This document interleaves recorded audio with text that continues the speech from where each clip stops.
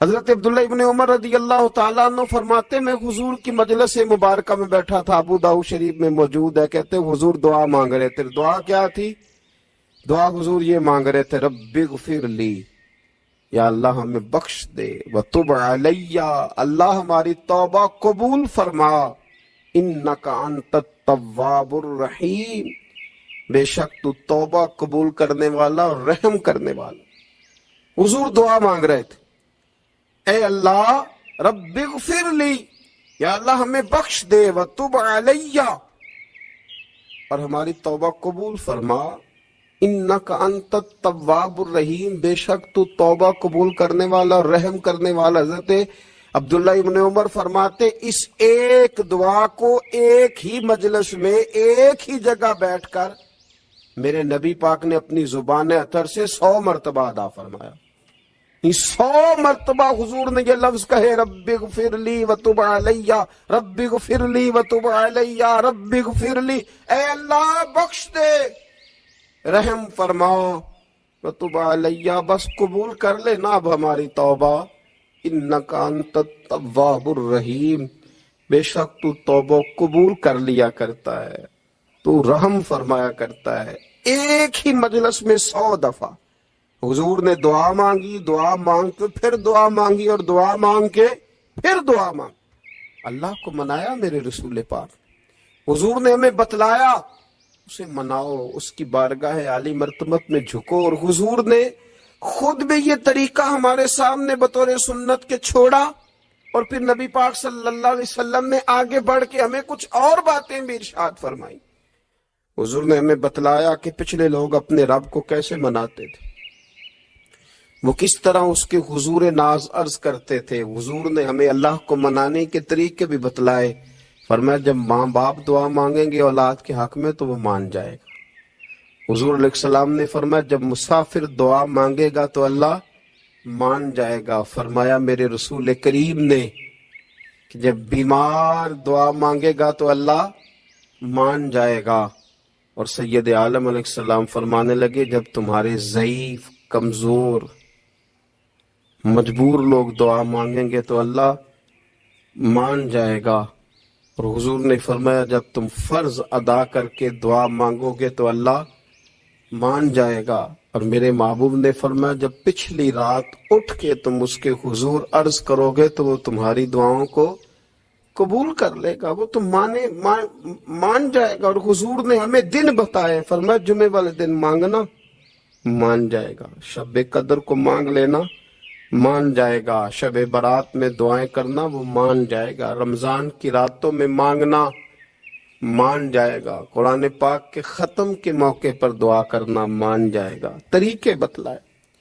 اب یہ ہے کہ ہم نے تو مانگنا تھا نا اس کی بارگاہ میں، ہم نے تو حاضر ہونا تھا، ہم نے تو جانا تھا، اب ہم نے آگے بڑھنا ہے، اس کے حضور عرض کرنا ہے۔ حضور نے ہمیں بتلایا کہ مومن متقی ہوتا ہے نا، پرہیزگار ہوتا ہے، تو اس نے کچھ نیکیاں بھی کی ہوتی ہیں، جس طرح اسے اپنے گناہوں کا پتہ ہوتا ہے نا، اسے پتہ ہوتا ہے کہ نہیں یار فلاں کام میں نے فقط اللہ کی رضا کے لیے کیا ہوا ہے، اور میرا اور میرے رب کا راز ہے۔ فرمایا جب تم بڑے الجھ جاؤ نا، جب تم بڑی آزمائش میں آ جاؤ، اور جب تم سمجھ لو کہ اب میں بڑی تکلیف میں آ گیا ہوں، تو پھر ایک طریقہ حضور نے ہمیں اور بھی بتلایا مانگنے کا، ایک اور طریقہ بھی بتلایا، اور وہ روایت صحیح مسلم میں موجود ہے۔ راوی حضرت عبداللہ ابن عمر رضی اللہ تعالیٰ عنہ، حضور فرماتے ہیں 3 لوگ سفر کر رہے تھے، یہ آپ اندازہ فرمائیے صحیح مسلم کی حدیث ہے، اور ذرا حضور کے سمجھانے کا ایک یہ رنگ بھی ہے اللہ کو منانے کا، ایک یہ انداز بھی ہے اس کی بارگاہ میں گزارشات پیش کرنے کا، یہ بھی ایک طریقہ حضور نے ہمیں بتلایا۔ اگرچہ اپنی نیکیوں کو چھپانا چاہیے، نیکیاں جو چھپی ہوئی ہوتی ہیں وہ قیمتی ہوتی ہیں، وہ قیمتی چیزیں ہوتی ہیں جو لوگوں نے چھپا کر کے رکھی ہوتی ہیں۔ حضرت عبداللہ ابن عمر فرمانے لگے کہ نبی پاک صلی اللہ علیہ وسلم فرماتے ہیں 3 لوگ سفر کر رہے تھے، رستے میں طوفان آ گیا، تیز بارش شروع ہو گئی، تو حضور فرماتے ہیں وہ تینوں بارش سے بچنے کے لیے ایک غار میں چھپ گئے. ان کو پتہ ہے پرانے زمانے کے اندر غاریں ہوتی تھیں اور لوگ جب سفر کرتے تھے لمبے تو پتھروں اور پہاڑوں کے بیچ میں سے سفر کرتے تھے. وہ غار کے اندر چلے گئے. اب چونکہ طوفان بہت زیادہ تھا، جب وہ غار کے اندر چلے گئے تو اللہ کے پیارے حبیب صلی اللہ علیہ وسلم فرماتے ہیں ایک پتھر اوپر سے لڑکتا ہوا آیا اور غار کے منہ کے آگے آ کے اس نے غار کو بند کر دیا. اب اتنا تیز اور اس مضبوطی کے ساتھ وہ پتھر لگا اور اتنا صحیح فٹ ہوا کہ اندر روشنی آنی بھی ختم ہو گئی. اب 3 لوگ ہیں. تھوڑی دیر تو وہ پریشان رہے کہ شاید اب کبھی بچ نہیں سکیں گے، شاید چاروں جانب اندھیرا ہی ہے اور اندھیرا ہی رہے گا، شاید یہاں سے نکلنے کے لیے اب ہمیں کوئی رستہ میسر نہیں آئے گا. وہ پہلے تو پریشان ہوئے، پھر کہنے لگے یار اس طرح کرو، ذرا غور کیجئے گا میری بات پہ. فرمایا اس طرح کرو، اگر کوئی زندگی میں نیکی کی ہے نا تو ذرا اس نیکی کو یاد تو کرو، اور یاد کر کے اس مالک کے حضور عرض تو کرو وہ کریم ہے، کوئی آنکھوں شاید من جاوے تے گل کم تتڑی دا بن جاوے. عرض تو کرو ان میں سے. یہ آپ اندازہ فرمائیے یہ بات بیان کون کر رہا ہے؟ یہ مدینے والے رسول بیان کر رہے ہیں، یہ نبی پاک علیہ السلام نے بیان فرمایا. یہ وہ کہانی ہے جو ہمیں ہمارے نبی پاک نے سنائی، رسول کریم علیہ السلام نے ہمیں بتلائی یہ داستان محبت. حضور فرمانے لگے ایک نے ان میں سے ہاتھ اٹھائے اور اس نے انداز کیا چھیڑا. عرض کرنے لگا اللہ تو جانتا ہے نا میں نے بکریاں رکھی ہیں، میں غریب ہوں، مزدور ہوں، اور مالک تو یہ بھی جانتا ہے کہ میرے بچے بھی ہیں، بیوی بھی ہے، پر میں جب بھی گھر لوٹا ہوں تو دودھ میں نے بچوں اور بیوی کو پہلے نہیں دیا، بوڑھے ماں باپ کو پہلے دیا. اللہ میں نے ان کے ساتھ ہمیشہ کرم کے بازو کھول کر معاملہ کیا. وہ غار میں تنہا بیٹھے ہیں اور اپنے مالک کو منا رہے ہیں. عرض کرتے ہیں اللہ تجھے یاد ہے نا ایک رات جب میں بڑی دیر سے لوٹا تھا، لکڑیاں کاٹتے درخت تلاش کرتے مجھے دیر ہو گئی، میں دیر سے لوٹا تھا، نیت یہ کر رکھی تھی کہ دودھ سب سے پہلے ماں باپ کو پلاؤں گا. مالک جب میں لوٹا تو وہ بوڑھے تھک ہار کے سو گئے تھے.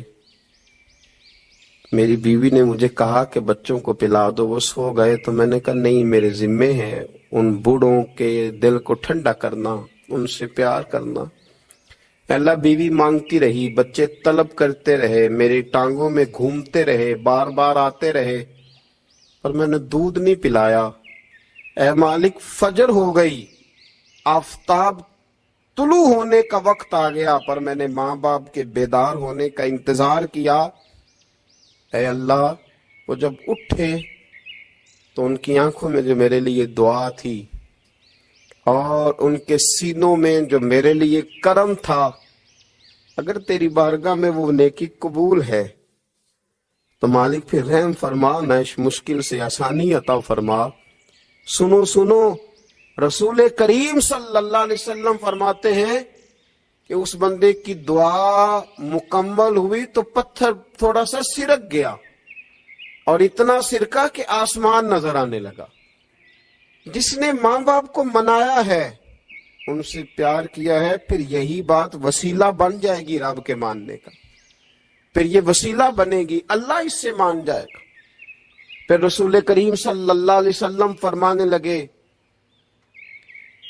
دوسرا بولا اور عرض کرنے لگا کہ اے اللہ تو جانتا ہے مجھے اپنے چچا کی بیٹی بھانے لگی تھی، میں اس کی طرف رغبت کرنے لگا تھا، اور میں نے جب اس سے جا کے ارادہ کیا کہ میں تیرا طالب ہوں تو اس نے مجھے کہا کہ پہلے 100 دینار لاؤ. بانا تو اللہ میں نے مشقت کر کے 100 دینار جمع کیے، اور جب میں پوری طرح اس پر حاوی ہو گیا وہ میرے قبضے میں آ گئی اور گناہ کا میں نے ارادہ کر لیا، تو اس عورت کے منہ سے ایک جملہ نکلا کہ اللہ سے ڈر. اے مالک وہ میرے قبضے میں تھی، اے اللہ میں گناہ پر قادر تھا، میں چاہتا تو گناہ کر لیتا، لیکن جب اس نے تیرا نام لے کے کہا نا کہ اللہ سے ڈر، اللہ میں ڈر گیا، میں اسے چھوڑ کے آ گیا، اگر تجھے یہ بات پسند ہے تو پھر نکال دینا اس مشکل سے، پھر کر دینا کرم۔ اللہ میری بھی تو چڑھتی جوانی تھی نا، میں بھی تو سب کچھ کر سکتا تھا، پر تیرے لیے، تیری خاطر میں لذت گناہ سے باز رہا تو اللہ تو رحمت فرما دے۔ حضور فرماتے ہیں اس کی دعا مکمل ہوئی تھی کہ پتھر تھوڑا اور سرک گیا۔ پھر تیسرا بولا اور اس نے بول کے کہا، اے اللہ ایک مزدور کو، ایک دیہڑی دار کو، ایک غریب کو میں نے کام پہ رکھا ہوا تھا، یہ تیرا اور میرا راز ہے اللہ۔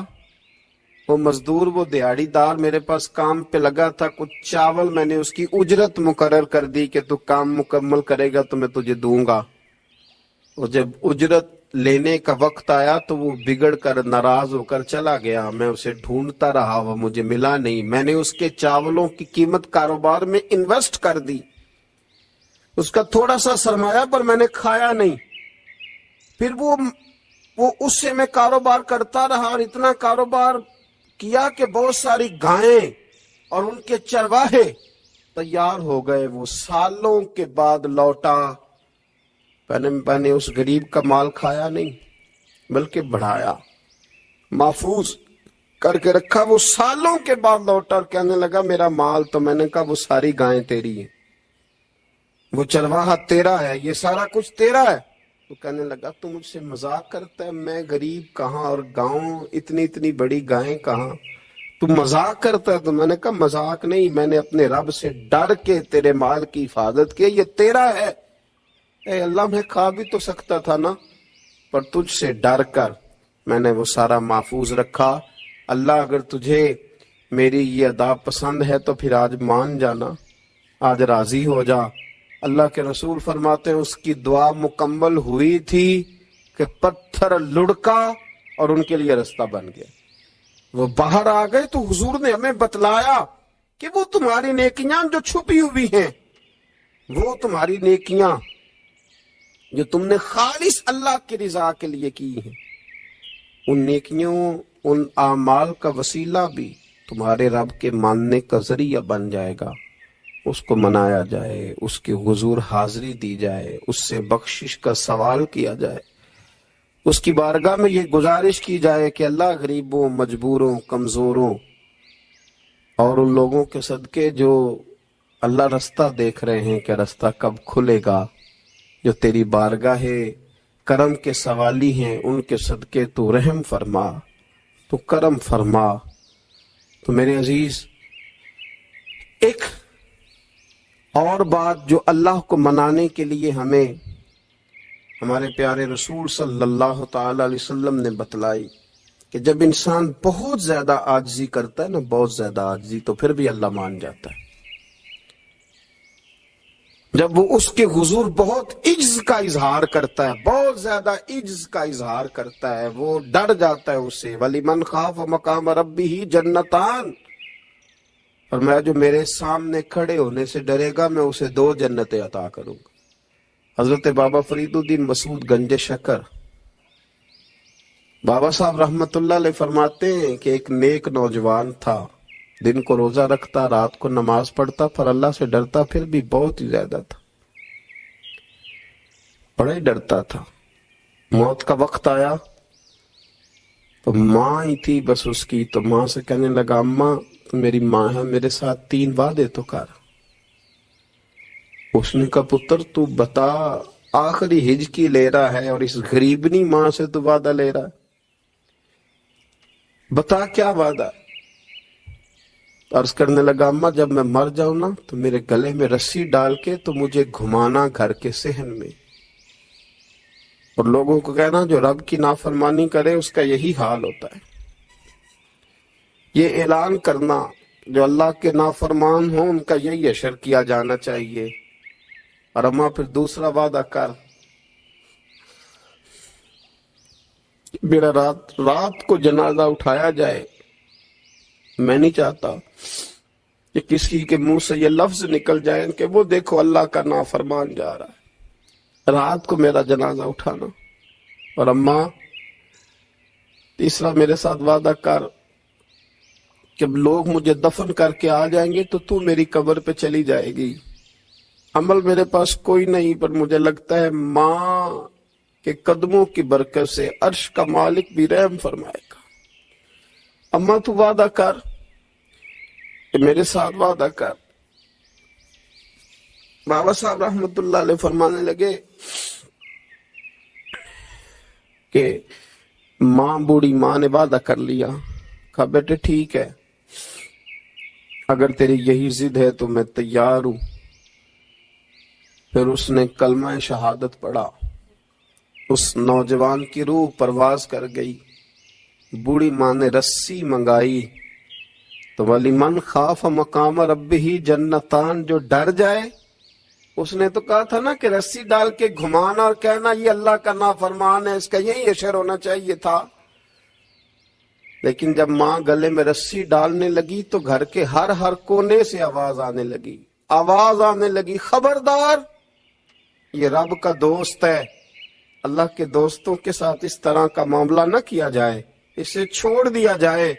और कहा तुम्हें कुछ भी और करने की जरूरत नहीं है, ये तो रब का दोस्त है और रब की बारगाह में हाजिर हो गया। कुछ कोई बंदा कहेगा कि ये तो एक बाबा फरीद का सुनाया हुआ वाक़या। सुनिए, बुखारी में हदीस है, नबी पाक सल्लल्लाहु अलैहि वसल्लम ने फरमाया, हजरत अबू हुरैरा रदी अल्लाह तआला अन्हु रावी हैं, हुजूर फरमाते एक शख्स मरने लगा तो अपने बच्चों से कहने लगा कि मैं जब मर जाऊं तो मुझे जला देना, और फिर मेरे जले हुए वजूद को पीस देना, फिर मुझे हवा में उड़ा देना। पुत्र मुझे उड़ा देना, मुझे बड़ा डर लगता है, अगर रब ने मुझसे हिसाब पूछा तो मैं काबिल नहीं हूं, उड़ा देना मुझे हवाओं में। अगर उसने मुझसे अजाब लिया तो हिसाब लिया तो बड़ा सख्त हिसाब लेगा। हुजूर फरमाते हैं, बुखारी में मौजूद है, उसके बच्चों ने इसी तरह किया। उसके मरने के बाद उसे जलाया, हवा में उड़ा दिया। अल्लाह के महबूब फरमाते हैं, रब करीम ने हुक्म दिया जमीन को कि इसके जर्रात को जमा करो। जमीन ने जर्रे जमा किए, खुदा ने हुक्म दिया तो उसका वजूद फिर से उसी शक्ल में आया। तो रब करीम ने फरमाया, ये जो तूने वसीयत की तो क्यों की? अल्लाह जानता है कि नहीं जानता? ये की तो क्यों की? तो रो पड़ा, कहने लगा, अल्लाह मेरे अंदर तो ताकत नहीं थी तेरे सामने खड़ा होकर हिसाब दे सकूं, तुझे मनाने के लिए तेरे खौफ से डर गया, मैं डर गया। अगरचे हमारे बुजुर्गों ने लिखा है कि आज ये वसीयत करना, इस रंग में ये तर्ज इख्तियार करना दुरुस्त नहीं, लेकिन आप गौर फरमाइए कि नबी पाक अलैहिस्सलाम फरमाते हैं, जब उसने कहा ना अल्लाह तुझसे डर के ये किया, तो रब करीम ने फरमाया जा, फिर मैंने तेरी मगफिरत कर दी, क्योंकि अल्लाह को पता था ये दिल से बात कर रहा है। एक चौथी बात, मेरे रसूल पाक अलैहिस्सलाम ने फरमाया कि जब रब ना माने तो फिर वो कमजोरों के सदके मान जाता है, फिर वो ज़ईफों के सदके मान जाता है। फरमाया अल्लाह तुमसे बारिशें रोकना चाहता है, पर तुम्हारे ज़ईफों, कमजोरों, गरीबों के सदके, मजबूरों के सदके वो तुम पर बारिशें बरसाता है। हुजूर फरमाते रुबाश गाजा अकबर लौ अक़समा अल्लाह ला बर्रा। कुछ ऐसे लोग होते हैं कि उनके बालों में खाक पड़ी होती है, चेहरों पे मिट्टी उलझे हुए होते हैं, लेकिन अगर वो अल्लाह पे कसम खा ले तो अल्लाह उनकी कसम भी पूरी कर देता है, कसम भी। हजरत अब्दुल्ला इब्ने मुबारक फरमाते हैं, इब्ने कदामा ने लिखा है, फरमाते हैं बारिश नहीं होती थी मक्के में, कहत पड़ गया तो सब लोग मस्जिदुल हराम से बाहर खुली जगह में निकले दुआ करने के लिए। सब अपनी अपनी दुआएं कर रहे थे, तो मैं थोड़ा बाहर हुआ तो अचानक एक गुलाम आया, काला स्या रंग, 2 रखते नमाज पढ़ के तो हाथ फैलाए, तो कहने लगा अल्लाह मुझे पता है ये जो कुछ भी हुआ है मेरी नाफरमानियों की वजह से हुआ है। तो नाराज हो गया ना, तूने बारिश रोक ली, तो नाराज हो गया ना, हमें सबक सिखाना चाहता है ना, ये किसी और की वजह से नहीं, ये सिर्फ मेरी नाफरमानियों की वजह से। अल्लाह रहम फरमा, तेरे बंदे थोड़ी सी भी सख्ती बर्दाश्त करने की ताकत नहीं रखते, कमजोर हैं, डर जाते, गुलाम है, दुआएं मांग रहा है। حضرت عبداللہ ابن مبارک فرماتے ہیں اس نے چہرے پہ ہاتھ پھیرے تو کالی گھٹائیں چھا گئی، بارش ہونے لگی۔ میں اس کے پیچھے گیا، اس کا گھر ڈھونڈ آیا، تعقب کیا، پیچھا کیا، گھر میں نے تلاش کر لیا، اور گھر کو تلاش کر کے جب میں واپس آیا تو میں نے حضرت فضیل بن عیاض سے ذکر کیا تو کہنے لگے کسی طریقے سے اسے حاصل کرو۔ فرماتے میں اس کے گھر گیا، اس کے مالک نے مجھے دیکھا تو کہا عبداللہ ابن مبارک میرے گھر، اتنے بڑے ولی، اتنے بڑے درویش، اتنے بڑے محدث۔ میں نے کہا تیرا غلام چاہیے۔ اس نے کئی غلام دکھائے، میں نے کہا نہیں یہ نہیں۔ اس نے کہا یہ بڑے بڑے اچھے ہیں، کوئی سے بھی آپ لے لے، خرید لے۔ میں نے کہا نہیں۔ پھر وہ لاغر سا، وہ کمزور سا، وہ ضعیف سا نکل کر کے آیا۔ میں نے کہا یہ مجھے دے دو، تو کہنے لگا یہ تو بیچارہ بے ضرر سا آدمی ہے، کیا لے کے کریں گے؟ میں نے کہا نہیں مجھے یہی چاہیے۔ میں اس کو ساتھ لے کے چلا تو راستے میں پوچھنے لگا کہ میرے اندر تو کوئی ایسی بات نہیں تھی، مجھے کیوں خریدا؟